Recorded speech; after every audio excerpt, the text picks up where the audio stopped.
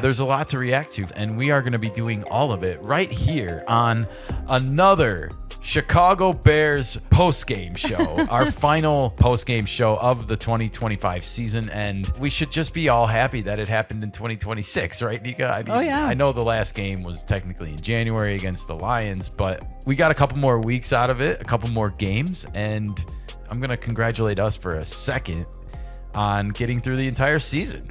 We did, and it was so much fun. I can't wait to do it all over again because the next season starts now. It does. But before we get there, I want to welcome everyone to the channel, and I want to ask everyone to please take a minute and like this video, subscribe if you are not subscribed yet, and please ring that bell for our mascot Frexy and for yourselves so you don't miss any Chicago Bears updates during the off season. We're going to be talking about rumors, the draft, the training camps, all the news that's fit to print. We're going to be talking about it right here on the Kenikka Sports Show. So thank you for joining us on this journey. I wanted to kind of keep this show a little bit more streamlined today and just kind of react to the game last night.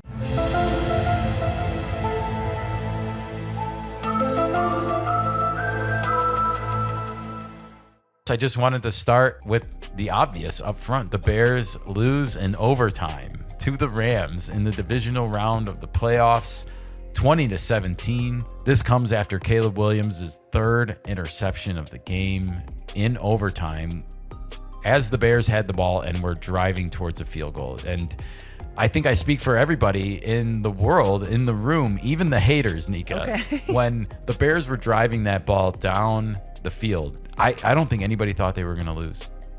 I don't think anybody saw that interception coming at the moment that they did. It's not that Caleb's not capable of throwing that interception in the game, but in the fourth quarter or overtime when the Bears are marching towards victory and literally the next points of the game win the game, I don't think anybody thought they were going to lose.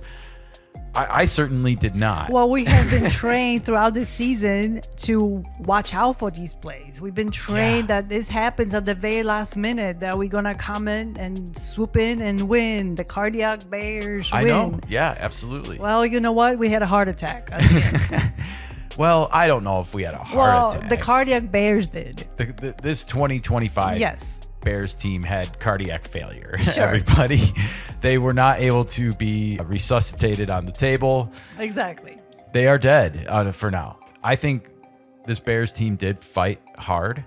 I'm actually glad to see that in this game. I'm happy with the effort. The effort was there. I don't think anybody would say that this Bears team doesn't work hard.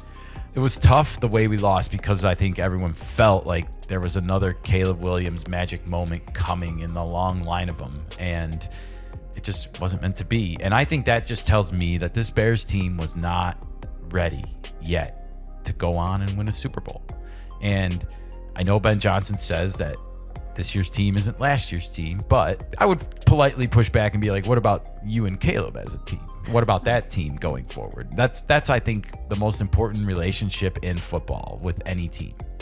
So it's so important to get it right. It is absolutely right, but there are other players that have to be included as well, because you don't win a Super Bowl or a game just with one player. There's a lot of continuity coming back for this offense in particular, you know, and there's a lot of young continuity coming back. So I think there's a lot to hold our heads high about. Here's Caleb Williams after the game, quote, "Frustration. It's a fire. I'm excited. Going to figure out how to be better and help get this organization to where we want to be." I love all this from him. I think Caleb Williams is really motivated, Nika. I think he's a very tough competitor and a very hard worker. I think this part of his game is underestimated because of all the haters out there, I guess. He takes care of his body. He played all 36 games of his first two seasons. I don't think there's a lot of quarterbacks that I can say that about, including Bo Nix, including Jaden Daniels, including Drake May. It's hard to stay on the field in this game. It's a physical game. Everybody gets injured once in a while. Absolutely. Not even Brady could do it for all 23 seasons of his magical career. Exactly. But we also moved into this territory of instant gratification. And if it isn't delivered right now, it's not my team anymore. It's like the worst thing people could do is start tearing this kid down right now when and arguably put it together the best season by a Chicago Bears quarterback ever, and gave us more magical moments than we've had, I think, in some of our quarterbacks' careers. Exactly. And the NFL just posted a video this morning on their YouTube channel of Caleb Williams' 2025 highlights, and it's 55 minutes long. Go and find me another quarterback in Bears history that has 55 minutes worth of highlights in their career. And this kid did it all in one season. We got to stop with the instant gratification. We got to be able to step back and enjoy it a little bit, for gosh sakes, we weren't like this 10 years ago.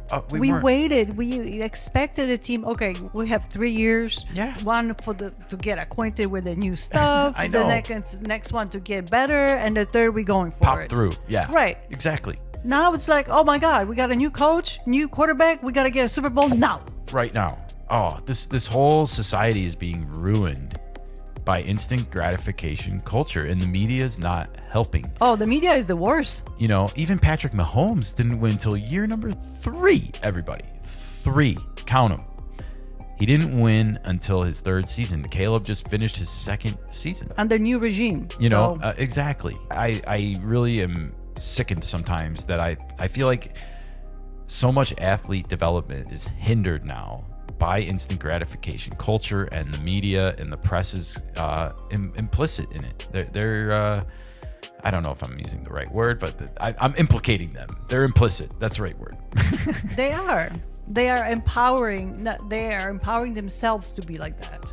Because we have the access to the players. We have the access to the coaches. Therefore, we're going to push the boundaries. They got to go faster, quicker. Ben Johnson, after last night's loss on Caleb Williams, there are some things that you just can't coach. He's got that. He's an eraser. I have plenty of bad calls each and every week, and he helps me make it right for me. I know he's feeling it. He's going to be stronger for it. And by feeling it, he's talking about the loss. Of course. I agree with everything he said here, including that he had bad calls each and every week, and last night included. What is with all the running on the goal line? We need to fix our goal line offense. That's a conversation for another day, but I definitely agree with Ben Johnson here. Caleb Williams will be stronger for this loss and this experience. This is what I wanted before the season. Ben Johnson will be 10 times better next season because he will have this loss on his mind as well. He made bad decisions. He made bad coaching decision this game. Yeah. There's no denying it. But it's also kind of a nice feeling to know that they lost this game together, both of them. Exactly. And they took responsibility for it. It's not like, well, somebody else's fault at this point. You can't ask for more than that. And yet still some people do. Of course. No, I have no doubts that both Ben Johnson and Caleb Williams will be stronger for it. Rex Ryan, everybody, caught my attention. He says the Bears should have went for 2 at the end of regulation. I agree, Nika. I agree. I want to remind people here, this was the 3rd time that going for 2 at the end of a game has come up with the Bears in the last 6 weeks. The first Packers game in Green Bay, the Bears were driving down 28-21. And as they started to get close to scoring potentially the game-tying touchdown before the Keyshawn Nixon interception that ended the game, the commentators were already talking about whether or not the Bears were going to go for 2 and try and take the lead.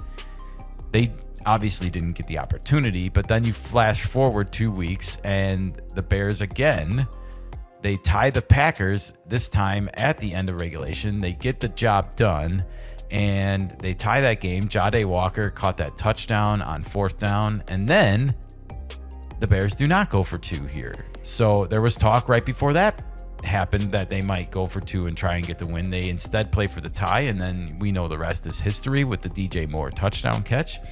Last night, the miracle play, the Cole Kmet catch. I thought we would go for 2 because the Rams were just so shocked by what had just happened that it would have been the perfect moment to just keep your foot on the gas. Classic time to play to win, not to play not to win, not to lose, in a sense. They played safe. They really did. Instead of going for it and play more of aggressive and put it all on the table. Choice in a moment when I think they should have kept their foot on the gas. And that's on Johnson. Well, It is. And I want to remind people, Ben Johnson's a rookie, first-time head coach in this league with basically a rookie all over again quarterback who got terrible training last year. We looked at Sean McVay when he became this head coach of the Rams, but in the first year. They had very similar records at the end of it. Ben Johnson and Sean McVay. We're going to talk about that. Okay. Definitely. Cole Kmet. It's going to be twice as hard to get to this point. You can't take for granted the opportunities you get in this league to get this chance. To just think it's going to happen again, that's very wishful thinking. I'm Cole Kmet, more of a veteran in this Bears locker room and stuff, probably has a different perspective on things than maybe some of the younger players and the rookies. You're going to need that balance on any team that the Bears have a chance to do any damage with in the future. You need a balance of experienced players with this reasoning in their heads and young players that are hungry.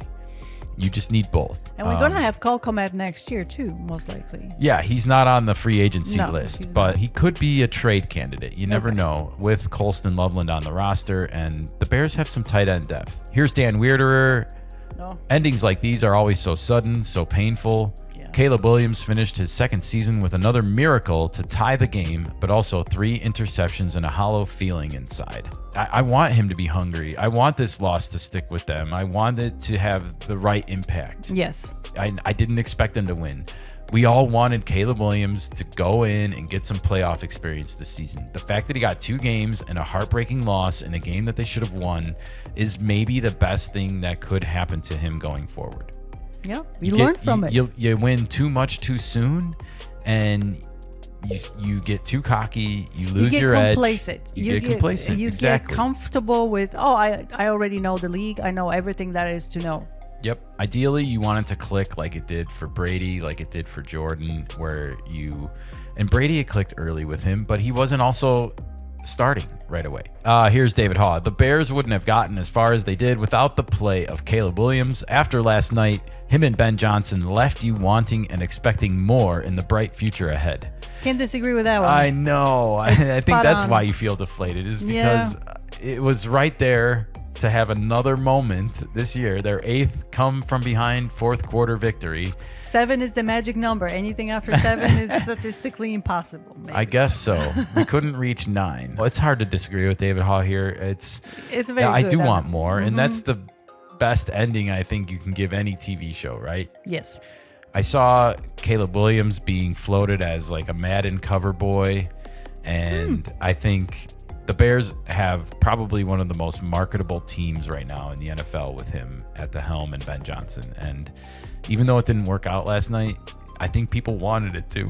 Of course. Why wouldn't they? It was magic. Don't get me wrong. Rams-Seahawks is going to be a fun 3rd rubber match, but I think people would have rather had the Caleb Williams comeback. In the national media, for sure. They would. Here's Frank Amarante. It's only a matter of time before Caleb Williams is the best quarterback in the NFL. It's a nice sentiment. I don't want it to go to anybody's head, but I agree. I think if he continues to work at it and Ben Johnson continues to challenge him, which I think he will, that it's only a matter of time before it happens. I also hope Caleb challenges Ben Johnson, because you can't just be a one-way street. I agree. I want them to find common ground in the middle somewhere. I want Ben Johnson to challenge himself and be like, my playbook isn't finished yet. Like, I can rewrite some plays and some rollouts with Caleb Williams. I can put him in space and do different things with him. And I feel like Caleb Williams didn't use his legs enough yesterday. Yeah. You know, and I know he's really made an effort to stick in the pocket as long as possible. He took some shots last night. He took one on the Rome Odunze dropped touchdown pass. There should have been a pass interference call. He took a huge hand to the face shot. Another moment where I can say confidently that Caleb Williams is a tough son of a bitch out there. And anyone that says differently because he paints his nails, we're going to get to you guys. Don't worry. Here's Herb Lawrence. I'm very confident after the Bears' playoff loss. Main reason is that we have Caleb Williams, Colston Loveland, Ben Johnson, etc. Cue the Tim Buck 3. And he posts a GIF of Michael Anthony Hall's character from The Breakfast Club, everybody, with these sunglasses on. He was feeling good, in other words. All right. And it's hard to argue with him. I feel good after this loss, I guess, as good as you can. And Caleb's reach is going far, everybody. O'Shea Jackson Jr. says, fight on, Caleb. You could be running this league, man. Fight on. Yeah, exactly. Wow, he took a time from wrestling. He took some time out from wrestling. I know he's an LA sports fan as well, so he was probably watching and cheering on the Rams as he does the Dodgers. But for him to take time and say that to Caleb Williams, That's I nice. know he went to USC and there's that Southern Cali connection. All right, Bears Muse, of course, part of Stat Muse, says, I can't lie. This feels different than all the other playoff losses we've had. It's a peaceful loss because usually after these losses in the playoffs, we don't have anything to really be excited for. But now we have Caleb Williams, Ben Johnson, and a young offensive core that's only going to get better. It was an unfortunate result, but I'm not as sad because of the potential there is on this team.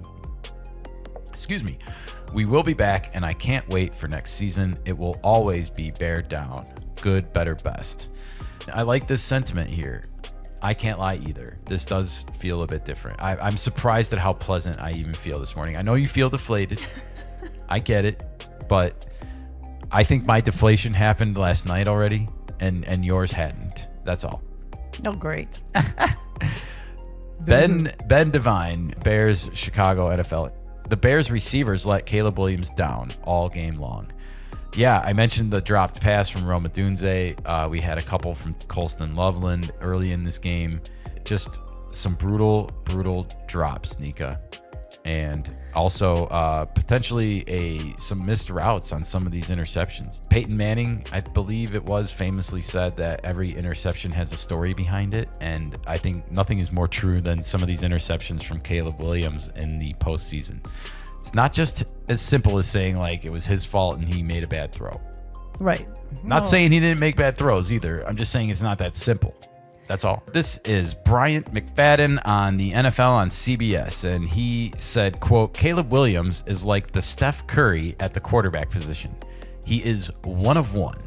And again, you have just a lot of national media here recognizing that we got a great quarterback in Chicago. And I know he's imperfect right now. I know that it's not a finished product, but let's build on the positives, please. Like, let's not tear this kid down all off season or like dwell on this interception. Ben Johnson said there will be growing pains. This is part of the growing pains. This is part of it. Yeah, absolutely. For him too. Yeah. Skip Bayless, our favorite, always a complainer.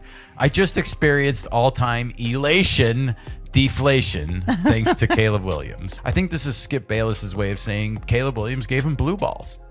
Oh, yeah. He got him going with the game-tying touchdown, and then he didn't finish with the winner. You know, he let the Rams take it back. I get it. I felt the same way in the moment last night. You know, like, oh, we were just right there. Here's Sean Salisbury. Say what you will about his inconsistencies, and we've seen them all night. But no quarterback in the league is more talented than Caleb Williams. His raw skill set is unmatched right now. His playing skills are savage. We just wanted to see it now. That's the instant gratification. Now we have to wait till next season. Yeah, we have to wait. Caleb Williams gave the city of Chicago everything this season. He showed he's the guy.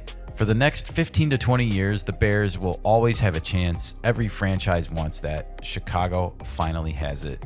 That's Dave from Bears Film Room, and I love him saying that we're going to have 15 to 20 years left of Caleb Williams. I look forward to that. We'll see if it actually goes on that long. Yeah, he's getting into the Phillips Rivers territory. No kidding. I mean, we're going to have Grandpa Caleb out there if you're not careful, everybody. Yeah. Here's Jacob Infante. What a heartbreaker. Bears had that game just within reach. Unbelievable season, though.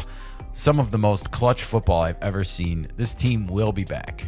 Yes, they will. I agree. Olin Kreutz, we've come a long way from Ted Phillips once saying at a season-ending press conference that the Bears didn't have their quarterback yet.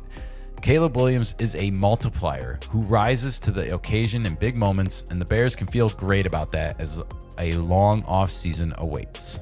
Here's Courtney Cronin from ESPN. Caleb Williams said he will work on his accuracy and footwork this offseason and then plans to do work with his teammates before the team returns for the offseason program. It's get with the receivers and work with them throughout the offseason so that we're on the same page. We're starting off hot for training camp, OTAs, and then going into next season. That's great. I'm so glad to see a team that's so determined after a loss in the playoffs. We got a hard worker, everybody, and let Caleb work now. Robert Griffin III says, absolutely gutted for Chicago Bears fans. What a wild ride this year was. The future is bright. Courtney Cronin again. The 2025 Bears season is over. The abrupt nature of how it ended and why Chicago couldn't pull off one more miracle stings. But I didn't get the sense that feeling would linger very long. There was very little dejection inside the locker room at Soldier Field, with many with their eyes on a bright future ahead. And again, as much as Ben Johnson wants to talk about this team, being over and next year being a brand new ball game, we all know that it's not. We know that we have that relationship together, and we also know that we're bringing back Colston Loveland, Luther Burden III, Roma Dunze, and it's not just starting from the ground fresh again. Bears Future Prospect Film Room says Bears might have lost, but Chicago, the future is bright. Caleb Williams is 24, Kyle Monungai is 23, Colston Loveland 21, Luther Burden 22, Darnell Wright 24, Roma Dunze 23. All those guys are locked up. The elements are there for the first time in a long time. Something is happening in Chicago. And it would be great to see all these guys that you just mentioned growing up in front of our eyes and becoming the players they can be. I know, and I believe in Ben Johnson to do that. Not just for Caleb Williams, but for this roster. I think he chose some of these guys like Colston Loveland and Luther Burden. I think those were Ben Johnson draft picks, and we saw them already, especially in the second half of the season, starting to show you why Ben Johnson wanted them on this team. And then we're going to get some new ones during the draft. Exactly, which leads us to Ben Devine once again saying, last offseason, polls stocked the offense. Joe Tooney, Jonah Jackson, Drew Dahlman, Colston Loveland, Luther Burden, Ozzie Trapillo, Kyle Monungai. Needs to do that to the defense this year. That's the sentiment from Ben Devine. That's what you were just saying, Nika. I agree completely. Let's fix this defense somehow. And Ryan Pauls is going to get his cues from Ben Johnson because of the last draft, how it worked out. I think so, yeah. And I think there's going to be some tough decisions ahead for this Bears roster, but I also feel like we can definitely have some addition by subtraction and also through the draft. Ben Devine, one more time. The window to win a Super Bowl opens wide the next 2 or 3 years before Caleb Williams' rookie contract expires. Do all you can to load this roster with premium talent. I get the sentiment here. We've all seen what happens when Patrick Mahomes gets into his contract, number 2. Then you pay for that and you don't have as much money for the rest of the team. And, I hope the Bears and Caleb Williams and Ben Johnson all get together and get creative on how to make this last as long as possible and make sure everyone gets their market value. Here's Marco Piemonte, a gambling specialist, and he's all in, everybody. He says the Chicago Bears will win a Super Bowl next year. Book it. He won one of the largest sums of money gambling on the Philadelphia Eagles last year. And winning the Super Bowl. He's got a good traction. He's got some track record here, folks. So I thought that was worth noting since we have people talking about Super Bowl windows. Some people think the Bears are right there. Here's the Caleb Williams fan club, one of my favorite accounts. One thing I know for sure, Caleb Williams and the Bears are winning a Super Bowl. Period. All right. He didn't say next year, but he says period, and I hope so, everybody. I'm still going to stick with the 3-year timetable. Yeah. Sometimes you need an extra year. So you think Ben Johnson's 3rd year, maybe not next year, but the year after? Maybe.